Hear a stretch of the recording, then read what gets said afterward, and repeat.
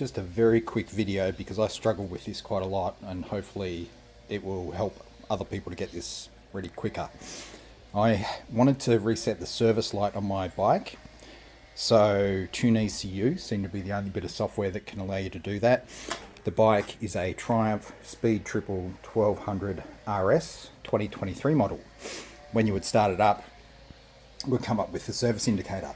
I'd done the service, I checked everything, all of the checks are okay, but I couldn't reset the service light, and I wanted to do that.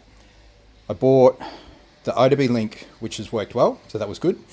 I also bought an adapter cable because some of the searching told me that I needed an adapter cable. Turns out I don't, so that was a waste of money. When I looked online, it was hard for me to find what I was looking for in here, because in amongst all of this, the instructions were that I was looking for a 6-pin cable that would connect into that, when in actual fact that's not true. On this bike, so this is Australia, it has come from the factory with an odbII charging cable, which takes up a little bit of space, and I never knew it was there. After I got it, it's had the Triumph dealer alarm, so that takes up a bit of space there, and plugs into a factory thing that looks kind of like the cable you're after, but it's not. It's for the alarm. That's the one that's up there. The one that you actually want is this one. It just sits there on a little holder. There's no actual plugs, and it's a full-size odbII. So that means that odbII plugs straight into that, no adapter required. So that was trick number one, find the cable. Trick number two was, this came with some software. You have to use the pair button, you connect it, you follow the instructions. It pretty much works. The instructions didn't exactly match what it did, and I had to maybe repair it or try repairing it a couple of times before it would pair okay, and the software that came with this would work okay. That software paired up proved to me that that thing was working, but at that point it wasn't working. It wouldn't work with TuneECU. The next thing that tricked me was that this is a keyless system. So the instructions that talk about, putting it into ignition and on and that sort of stuff didn't quite make sense. I was getting an error message. What I found I had to do was I exited the software that came with that connector. I unplugged and turned everything off so that this was off. I then plugged that back in again. I had to pair, using the pairing button, that with the TuneECU, or it wouldn't recognize it.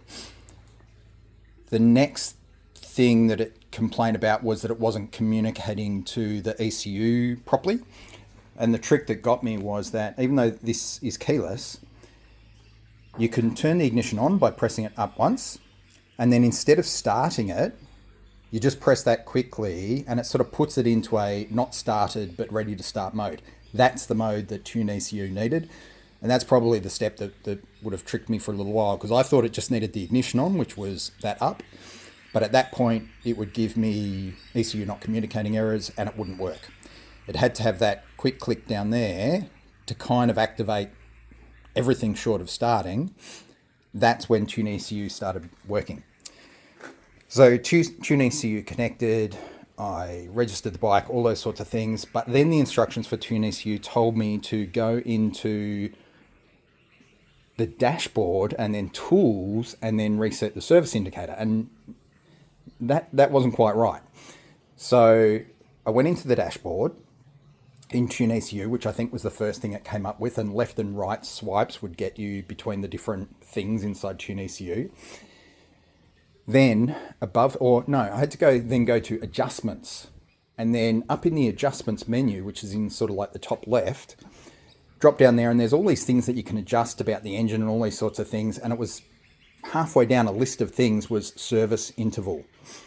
That's what I had to go into. It then wanted me to confirm the current time and date, the current number of kilometers, the current service info, which I said agreed or set or validate or whatever. Then it was asking me what I wanted the new service intervals to be, and I stuck with the standard ones of 16,000 kilometers in 1 year. Said set, now it's all set, all set. So the things that tricked me up, which hopefully don't trip anybody else up.